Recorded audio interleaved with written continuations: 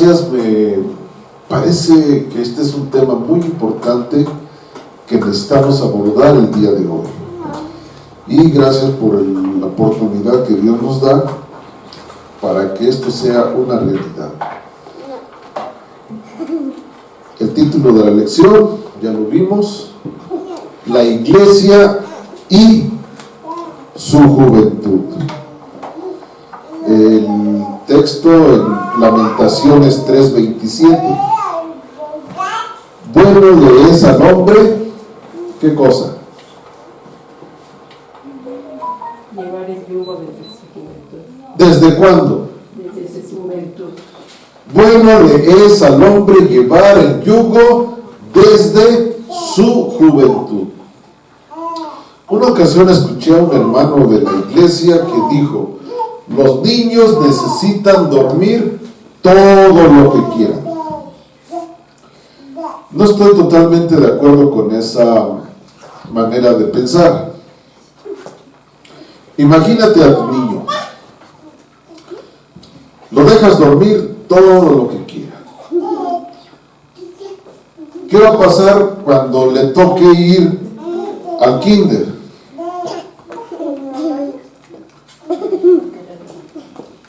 No va a ser fácil su cambio de la vida que ha estado llevando a la hora de entrar al kinder. Va a ser bien difícil esa situación, su adaptación. ¿Por qué? Porque nunca tuvo un orden. Bueno, ¿qué pasa si tu niño llega a los 6 años de edad y a esa hora a esa edad, ahora sí, tú ya le quieres poner un orden para hacer las cosas? Lo que no hiciste desde el principio es más difícil después. En esta semana yo estuve estudiando algo de las generaciones que tenemos en nuestro mundo el día de hoy. Si tú naciste antes del 47, del año 1947, perteneces a una generación llamada los tradicionalistas. ¿Conocen a personas que nacieron antes del 47? Esas personas son: esto se hace así porque así debe de ser. ¿Son qué? Tradicionalistas. Bueno, si tú naciste antes del 64, perteneces a otra generación llamada los baby boomers. Los baby boomers son personas diferentes a los tradicionalistas. Normalmente un baby boomer trabaja con un solo patrón por casi toda su vida.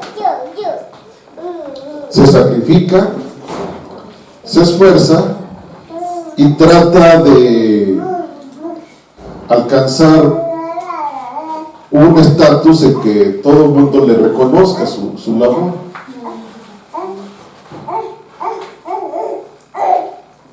Si tú naciste antes de los años 80, perteneces a la generación X. La generación X se caracteriza por tratar de hacer dinero, riqueza, generar riqueza a costa a veces de sus principios. Y si tú naciste de los 90s a la actualidad, perteneces a la generación Y. La generación Y es una generación que se caracteriza por buscar un trabajo en el cual pueda tener tiempo para trabajar, para estudiar, para su familia y todas las actividades que conlleva llevar una buena familia. Así que son 4 generaciones bien marcadas. Y después a la generación Y también se le conoce como los millennials. Después del año 2000 está surgiendo otra generación más. Todavía no está bien marcada, pero ya está surgiendo. A esa generación se le conoce como a la generación XY. Las últimas dos generaciones tienen una herramienta importantísima, la tecnología. Yo recuerdo cuando jovencito, los maestros nos dejaban tarea y tardábamos semanas en realizar nuestra tarea porque nos aventábamos unos clavados a los libros y a estar investigando y hasta que encontrábamos las cosas. La generación Y y la generación XY ya nada más es cuestión de sacar una tablet y allí encuentran toda la información habida y por haber. Así que cada quien tiene características diferentes. En la iglesia, esas cuatro generaciones también están bien marcadas. Los que conocieron el Evangelio hace mucho tiempo ya son personas bien estrictas.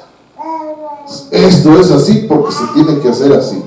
Y si no lo haces, ahí te va.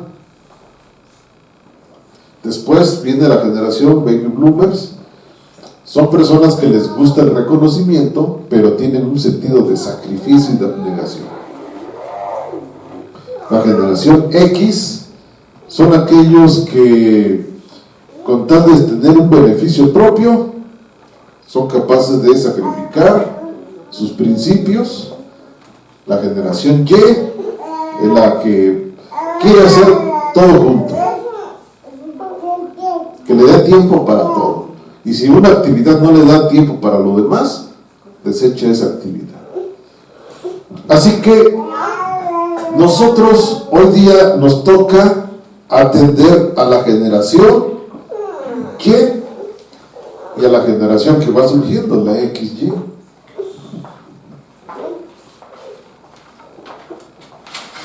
Ese es el reto que nos toca a nosotros como iglesia. Y por eso es importante estudiar las características de las personas. Dice la pregunta: ¿qué se debe enseñar a los niños? ¿Qué se debe de enseñar? La respuesta la vamos a encontrar en el Salmo 34, 11. Salmo 34, 11.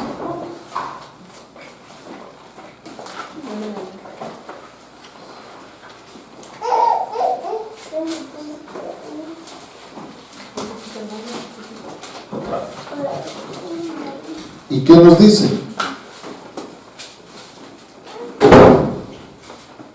Venid, hijos, oídme, el temor de Jehová os enseñaré. Gracias. Entonces, ¿qué es lo que se debe de enseñar a los niños el día de hoy? El temor a Jehová. Bueno, ¿dónde vamos a aprender el temor a Jehová?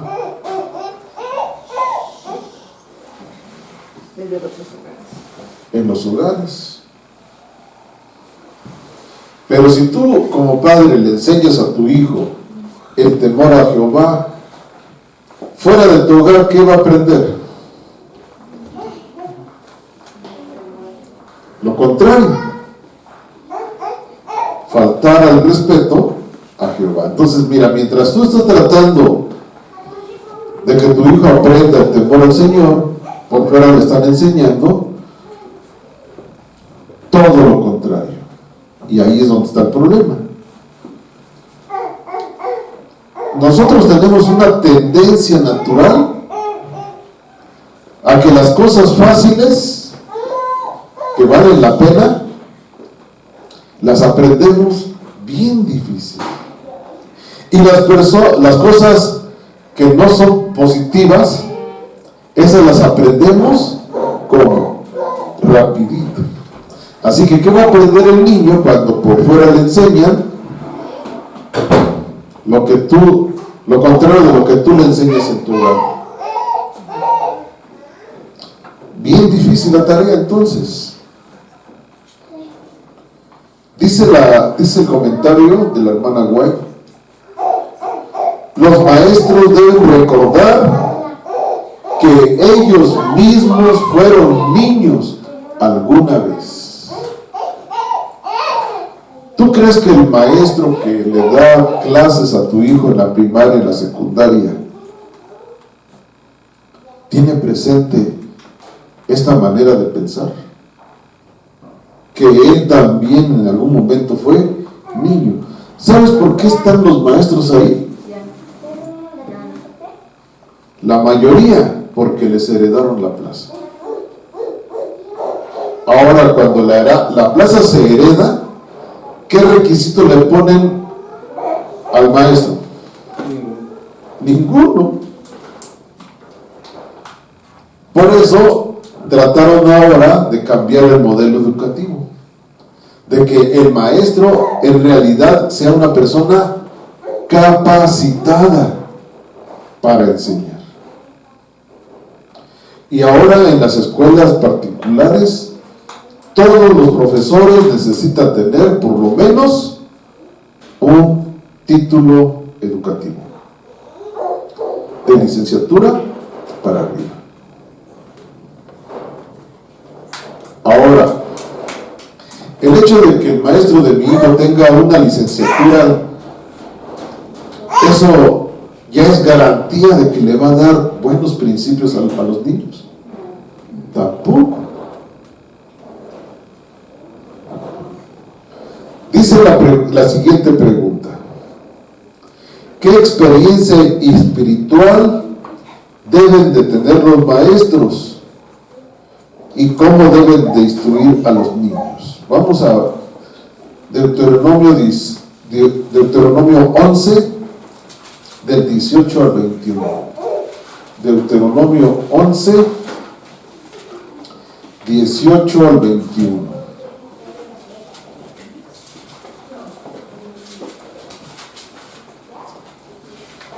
¿Quién nos quiere ayudar, por favor?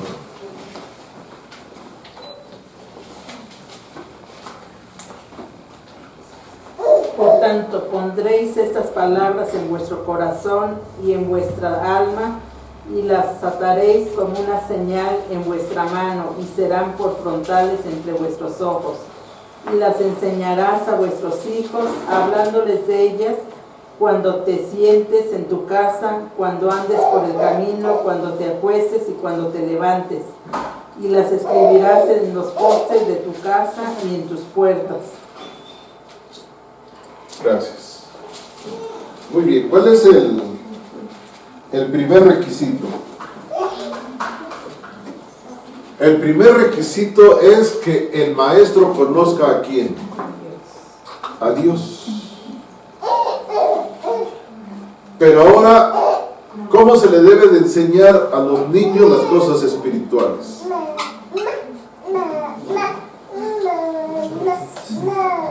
¿Y quién es el que va a repetir? Y revisemos otra vez el pasaje y vamos a encontrar que no es el maestro, es el padre. Entonces, ¿quién necesita ser el padre del alumno? Perdón, ¿quién necesita ser el maestro del alumno? El papá y mamá. Son ellos los que necesitan ser los maestros para enseñar a los niños el temor a Jehová. Dice el comentario: cuéntense a los niños la historia del amor de Jesús.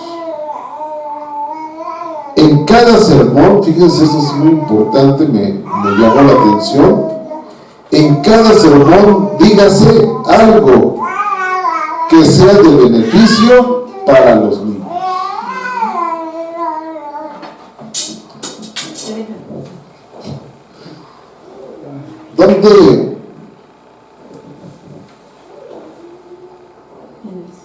¿Dónde se debe de decir algo de beneficio para los niños?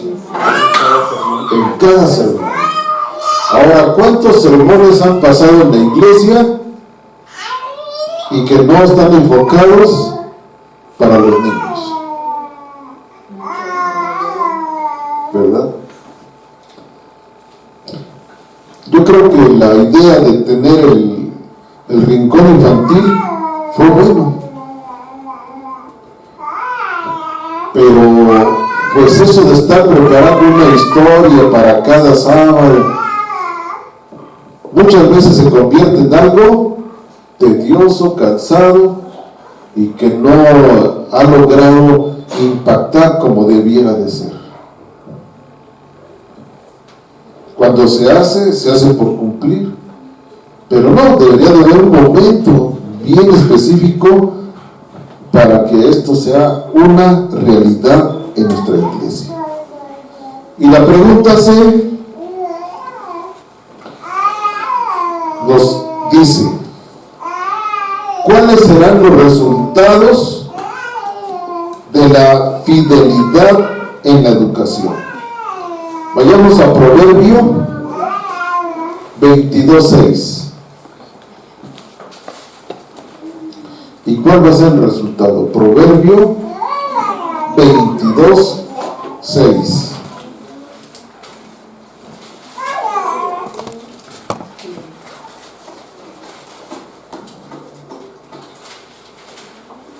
Instruye al niño en su camino y aun cuando fuere viejo no se apartará de él. Así que ¿cuál va a ser el resultado, hermanos? Que ese niño, como ha recibido los principios de Dios, pasará los años y permanecerá dentro de la iglesia. Con tristeza les digo, hermanos, que de los niños que yo conocí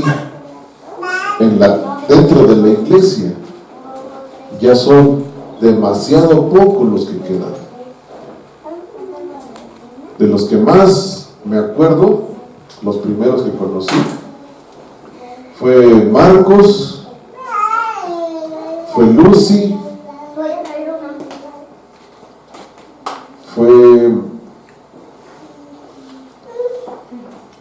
ya se me olvidó su nombre, fueron los primeros niños que yo conocí, y lo primero que me llamaba la atención de ellos es que eran capaces de pasar a dirigir la sociedad de jóvenes y lo hacían muy bien, participaban, tenían actividad. Hoy de todos esos niños que ya son adultos, muy pocos quedan en la iglesia. Entonces no se cumple lo que dice la palabra. Hay algo que nos está faltando, hermanos, algo que no hemos estado haciendo bien. La obra de Cristo fue predicha muchos siglos antes. Isaías 40:11, por favor.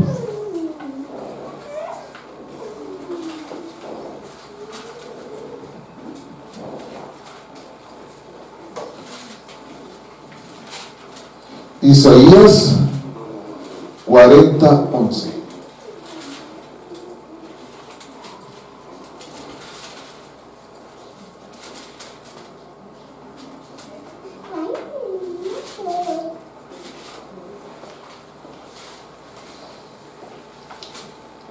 Ya lo tenemos.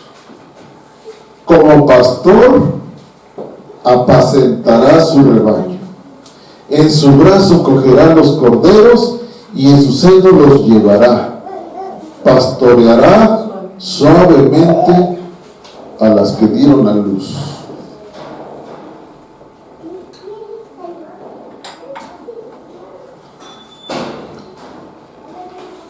necesitamos entender, hermanos, que los niños necesitan una atención muy especial.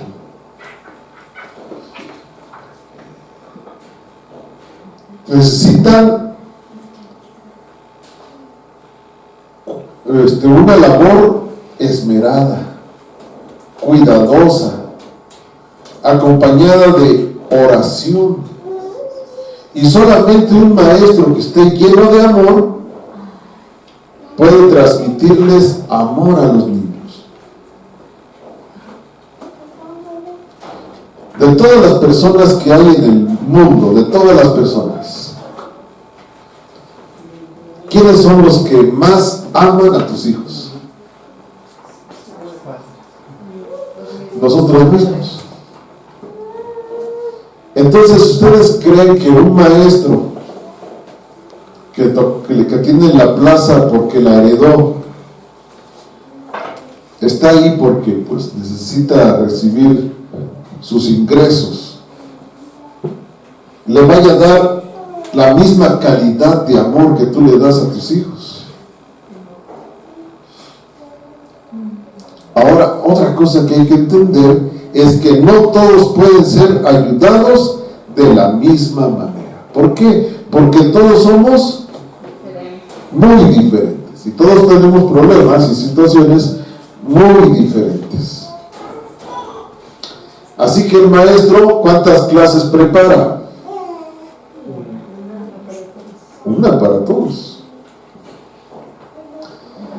Cuando yo estaba en casa, mi hermano Rey comía picante en cantidades industriales. Mi hermano Ricardo también. Mi papá comía menos picante. Mi mamá comía bastante picante.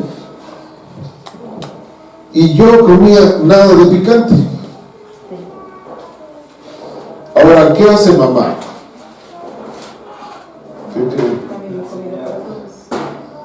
No, mi mamá no hacía la misma comida para todos, porque ya sabía. A cada quien nos preparaba la comida como sabía que tenía que prepararnos la comida. Entonces, cuando el maestro hace una sola clase para todos, no está atendiendo las necesidades particulares de cada pequeño. Si tú fueras el maestro de tu hijo y tienes 2, 3 hijos, tú sabes qué es lo que cada uno de ellos necesita y entonces atiendes esa parte.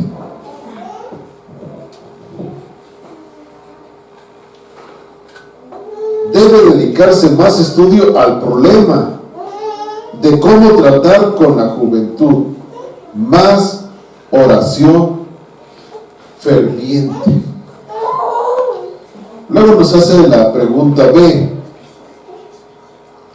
¿qué debe guiar a los jóvenes en nuestras escuelas? Proverbio 9:10, por favor. Proverbio 9:10. ¿Qué es lo que debe guiar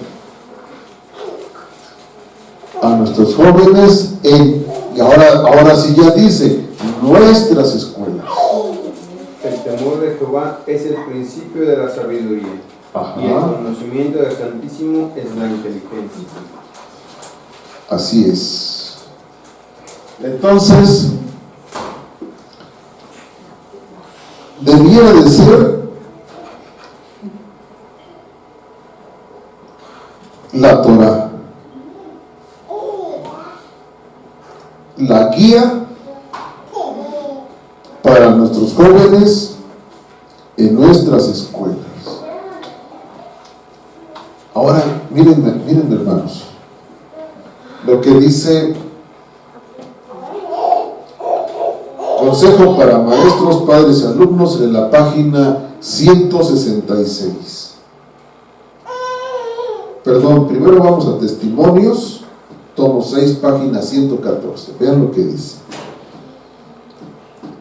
Es apremiante para los observadores del sábado separar a sus hijos de las asociaciones mundanas y colocarlos bajo los mejores maestros, quienes harán de la Biblia el fundamento de todo estudio.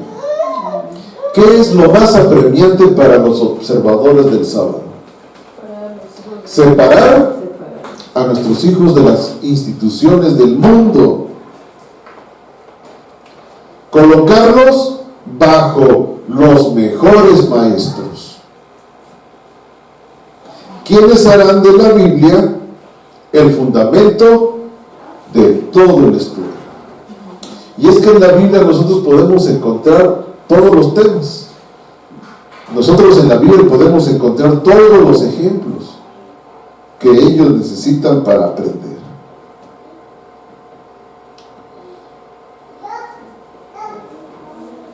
Nosotros nos enorgullecemos de ser observadores del sábado.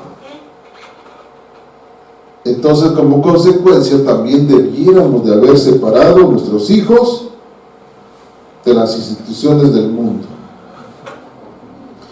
y colocarlos bajo los mejores maestros. ¿Quiénes son los mejores maestros? Nosotros mismos. En Consejos para Maestros, Padres y Alumnos, página 166. Deben emplear un maestro cristiano.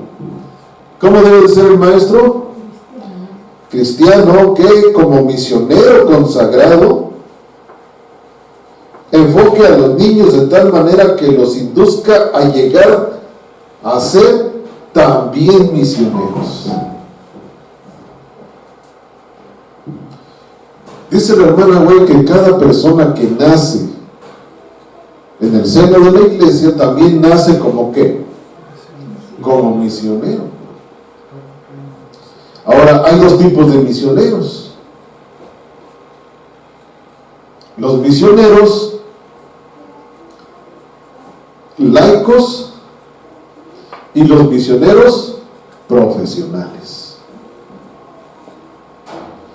A mí el término laico no me gusta mucho. Yo preferiría decir, son los misioneros voluntarios y los misioneros que ya lo hacen de una manera profesional. Esos son los dos tipos de misioneros. Pero todos debiéramos de tener un estilo de vida misionero. Dice también la hermana White que en cada iglesia debiera de haber una escuela. Pero nosotros crecimos en la iglesia con la idea de que, ok, debería de haber una iglesia y una escuela. Pero la iglesia nos dijo, ustedes no se preocupen. La iglesia, la escuela, ustedes pongan la iglesia y nosotros ponemos la escuela. ¿Y cómo se llama la escuela de la iglesia? Colegio Ignacio Manuel Altamirano. Todos los que hemos ido a un curso de capacitación a la escuela Ignacio Manuel Altamirano, nos hemos podido dar cuenta que a esa escuela le pasó lo que le pasa a muchas otras escuelas. ¿Se acuerdan de la escuela Haller que tenemos aquí en Tepoztlán? Comenzó siendo ¿qué? Un localito. Ya no cabían los alumnos, ¿qué hicieron? Más localitos. Ya no cabían los alumnos, ¿qué hicieron? Más localitos. Y más, y más, y más, y más, y más. Y ahora ustedes pasan por la escuela Haller y es una escuelota. Pero esos salones no están diseñados para ser salones. Todo tiene un límite. Y ustedes saben lo que pasó en el temblor pasado en la escuela Repsamen, ¿qué pasó? La construcción se vino abajo. Y cuando la construcción se vino abajo, empezaron a decir, la escuela, la estructura de la escuela no tenía la capacidad para tener una planta sobre otra. No la tenía. Consecuencia, se vino abajo. Y ahora dice, ¿cómo les dieron el permiso para construir?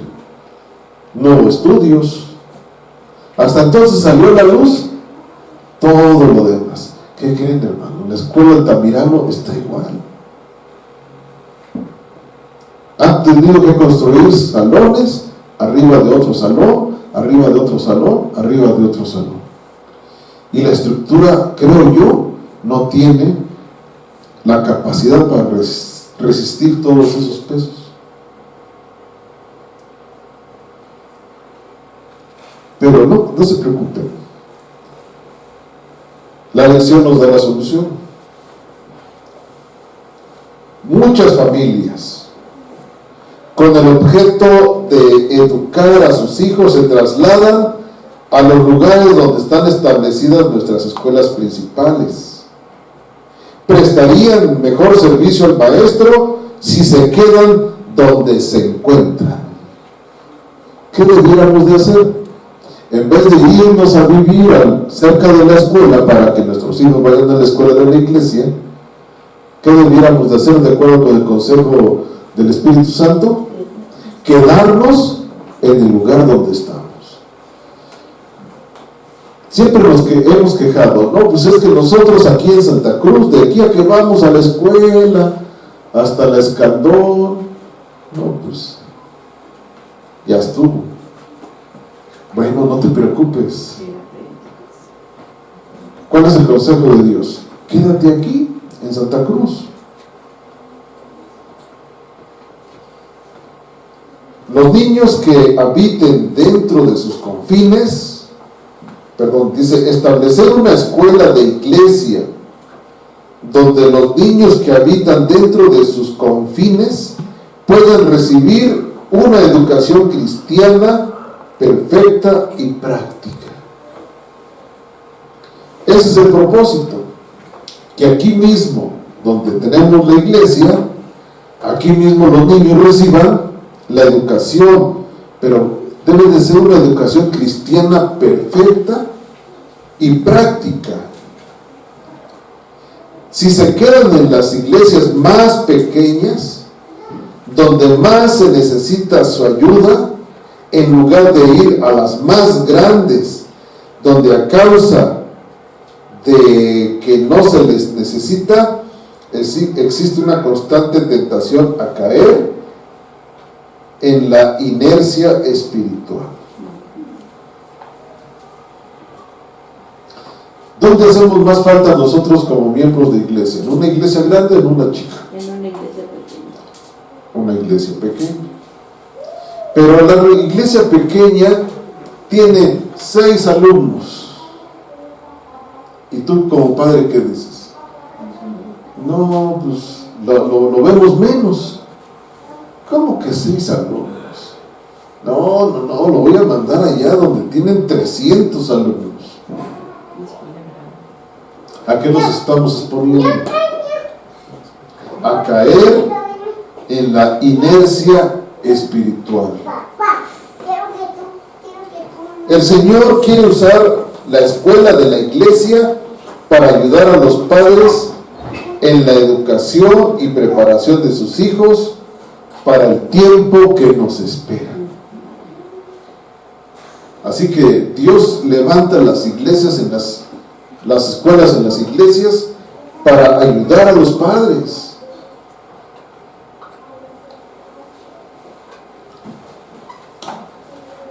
Imagínense, hermanos, nosotros aquí en Santa Cruz, ¿cuánto tiempo estuvimos teniendo la iglesia en la casa? Años. Creo que casi 20 o 20. Entre 15 y 20. Bueno, 15. Bueno, 18. Ajá. ¿Qué pasa, hermanos, si en esos 18 años nosotros hubiéramos levantado una escuela aquí? Con 7 alumnos, con 8 alumnos, con 10 alumnos. ¿Qué hubiese pasado? Otros jóvenes fuera. Yo creo que hubiéramos recibido mucha bendición. Hace poco mi esposa me dijo, dice, tú tienes capacidad de aprender y también hubieras tenido capacidad para enseñar.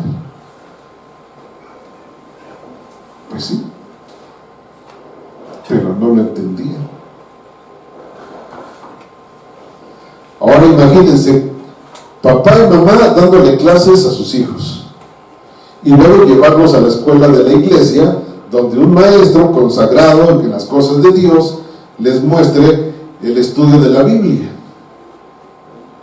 ¿Cómo se cierra el círculo?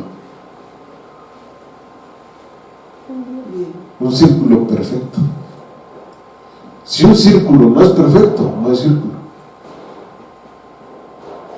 Y ese círculo se hace perfecto porque Dios es el centro del círculo.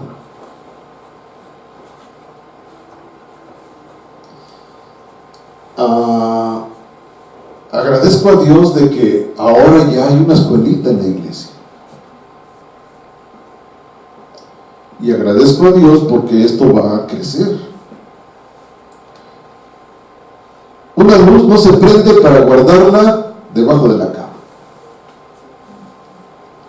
Una luz se prende para ponerla en lo alto, para que ilumine todo. Así que si Dios está levantando la iglesia y la escuela aquí en Santa Cruz, ¿para qué es, hermanos? Para que ilumine todo alrededor lo más que se pueda. Y desde ahora ya podemos comenzar a hacer mucho nosotros.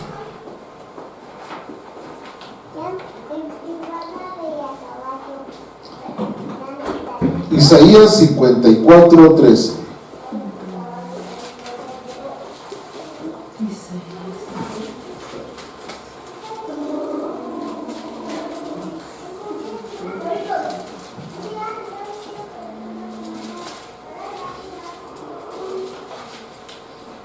Isaías 54:13. ¿Qué dice?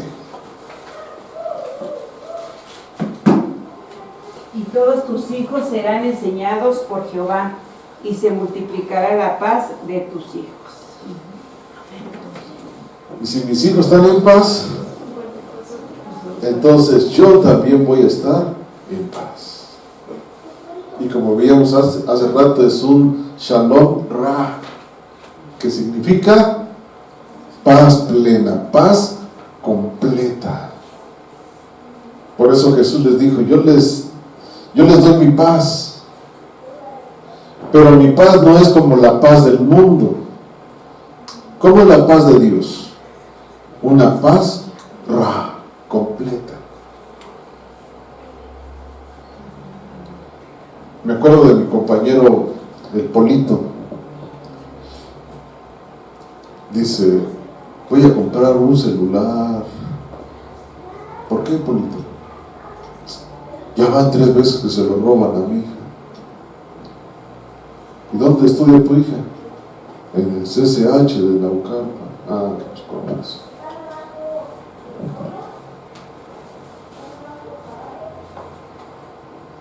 ¿Había paz?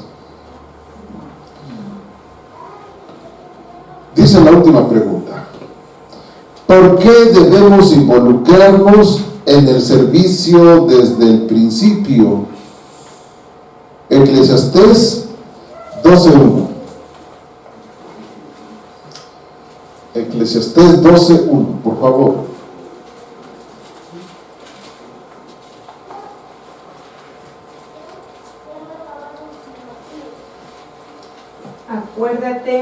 Acuérdate de tu Creador en los días de tu juventud, antes que vengan los días,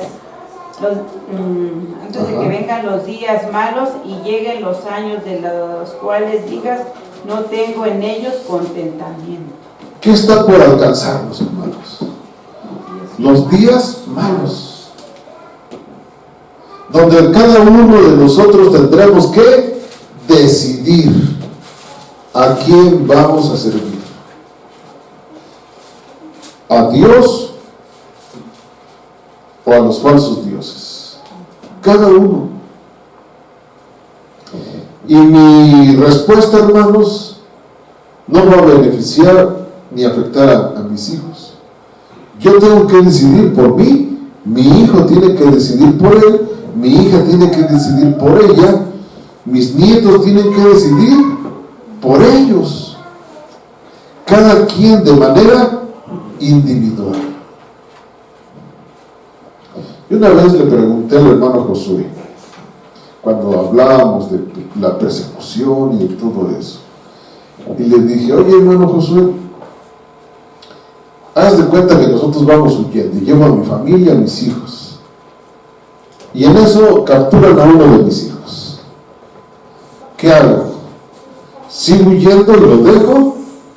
¿O pues ya me regreso y me entrego con él para estar junto con él? ¿Ustedes qué harían, hermanos? ¿Siguen huyendo y ahí dejan a su hijo? ¿O ya se entregan para estar juntos?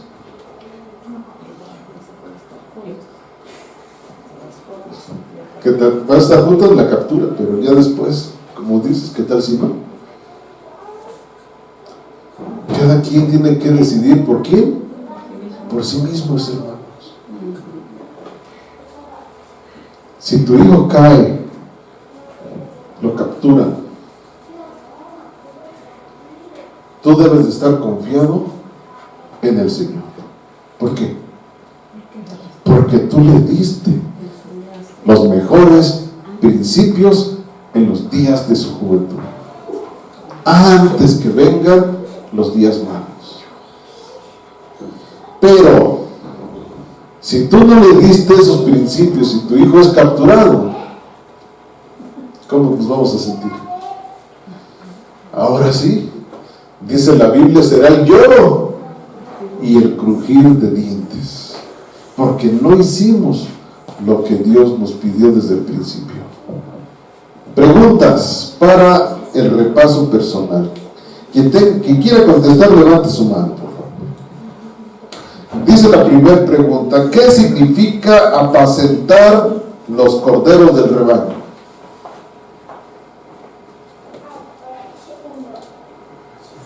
¿Quién quiere contestar?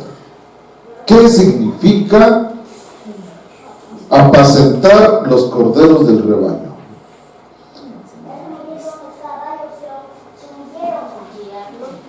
Guiarlos. ¿Qué piensan los demás? ¿Está bien? Guiar a los corderos. Enseñarles. Si lo colocamos en el contexto bíblico, a Pedro se le encarga. Ajá. Y Pedro era en ese momento quien lideraba el grupo de los apóstoles, se podría decir el líder de la iglesia. Entonces, como iglesia, significa que nosotros debemos de crear proyectos, programas donde se piense en los niños, donde nosotros alimentemos su vida espiritual para que ellos estén fortalecidos en obra de Dios. ¿Qué entendemos por apacentar? Cuidar, velar. Apacentar viene de pasto, apacentar. Apacentar quiere decir llevar a mis borreguitos, ¿a dónde? Al pasto para que coman. ¿Qué significará apacentar a los corderos aquí en la iglesia? ¿Qué significará? ¿Darles qué? El alimento que ellos necesitan para crecer como niños sanos, temerosos del Señor. Segunda pregunta: ¿por qué a menudo se pasa por alto la obra misionera más importante? ¿Por qué? No se nos enseñó, la mayor parte, yo creo que de ahí radica. ¿Qué otras respuestas podríamos encontrar? Identificamos hoy en día en cualquier iglesia Ajá. ese problema. Uno no se enseñó La otra pues no se estudió, ¿no? Porque el conocimiento siempre lo hemos tenido al alcance. Y yo creo que de ahí todavía hay una que es más importante, y es la acción, el hecho de determinar hacer algo, porque muchas veces ya nos enteramos, hay conocimientos que sí los teníamos desde antes, ¿no? De salir al campo, que el pueblo de Dios se tiene que apartar, pero también no le damos la prioridad. Entonces es tomar medidas de acción en cuanto a ese conocimiento que nos ha revelado. Entonces la Biblia lo llama como obediencia. La Biblia lo define como obedecer. Muy bien. Una vez escuché a un pastor que nos dijo: la obra visionera. Y algunos empezaron a reír. Y dijo: no, lo dije bien. La obra visionera. Tú debes de tener la capacidad, la visión, para no ser candil de la calle y oscuridad de tu casa. Ayudas a muchas personas a conocer de Cristo y que se salven, pero tu propia familia se pierde. No, dice, ese no es el propósito. Y yo creo que pues tenía mucha razón.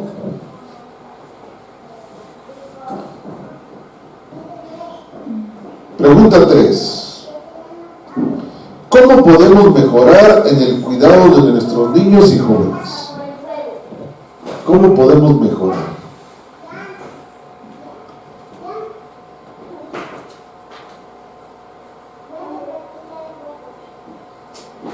Esta semana platicaba yo con alguien acerca de lo importante que es tener un plan. Ajá. Generalmente nosotros ya sabemos dónde está el error, ya sabemos qué tenemos que hacer. Generalmente lo que nos hace falta es saber cómo lo vamos a hacer. Así es. Y el cómo se puede definir únicamente colocando el paso 1, el paso 2, el paso 3, hasta que puedas llegar al objetivo. Dentro de la administración eso se conoce como planeación. Una planeación. Si nosotros hacemos una planeación a nivel hogar, significa que vamos a poner nuestro culto, el culto familiar, retomarlo, ¿no? Mañana y tarde. Dedicar unas horas para que se le enseñe a los hijos. Ahí ya es un plan de acción, ¿no? Nosotros vamos a ejecutarlo. Y también hay un plan colectivo como iglesia. Decimos, bueno, tal vez ahorita nuestros niños están aburridos porque están escuchando el tema de los adultos y no hay una parte para ellos, ¿no? Entonces todo eso es que nos tenemos que sentar y tenemos que tener pasos definidos para poder actuar en torno a mejorar en esto que estamos aprendiendo. Ajá. Entonces yo creo que parte de ahí, ya que sabemos, hay que empezar a hacer un plan. Perfecto. Entonces el plan implica dentro del hogar y dentro del ámbito de la iglesia. Y necesitamos tener nuestras metas, nuestros propósitos, para diseñar las estrategias y poderlo alcanzar. Muy bien. Dice la cuarta pregunta: ¿qué papel tienen las escuelas de la iglesia en la obra educativa de la iglesia? ¿Cuál es el papel de las escuelas de la iglesia? Hay que entender que el espíritu de profecía nunca separa ambas. Ajá. Por ejemplo, dice: enviad a los hijos de escuelas ubicadas en la ciudad, donde toda clase de tentación aguarda para traerlos y desmoralizarlos, y la obra de edificación del carácter será 10 veces más difícil, tanto para los padres como para los hijos. Y luego nos dice: ¿dónde será establecida nuestra escuela bíblica? Si las escuelas fueran ubicadas en las ciudades a pocos kilómetros de ella, sería sumamente difícil contrarrestar la influencia de la educación previa que han recibido los estudiantes en cuanto a esos feriados y a las prácticas relacionadas con ellas, tales como apuestas, ofrecimiento de premios, etc. Encontraremos que es necesario establecer nuestras escuelas fuera y lejos de las ciudades, y sin embargo no tan lejos como para que no puedan mantener contacto con ellas y hacerles bien al permitir que la luz brille en medio de la oscuridad moral. Y también nos recomienda que en esos lugares donde se van a hacer las escuelas no se mande nada más a los niños, vayan todas las familias. Dice, debe ser un lugar muy grande para que se establezcan las familias. De hecho aquí dentro de este mismo libro habla acerca de que son acres, son hectáreas grandes donde se establecen las familias y ahí mismo educan a sus hijos.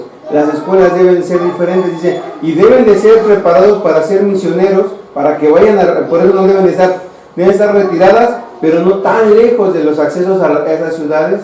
Y también dice que estos lugares deben de poderse hacer sanatorios para aquellos enfermos que vayan, sean atendidos por nuestros hijos y por las familias que ahí están, y eso es lo que realmente es el plan integral de acerca de las escuelas y acerca de las familias. No es irse nada más, es irse la familia con sus hijos para que sean misioneros y que realmente puedan llevar a cabo el plan de Dios. Gracias. Entonces son 3 las instituciones de Dios. Número 1, la iglesia. Número 2, la escuela. Número 3, el sanatorio. Son las 3 instituciones que deben de estar siempre juntas.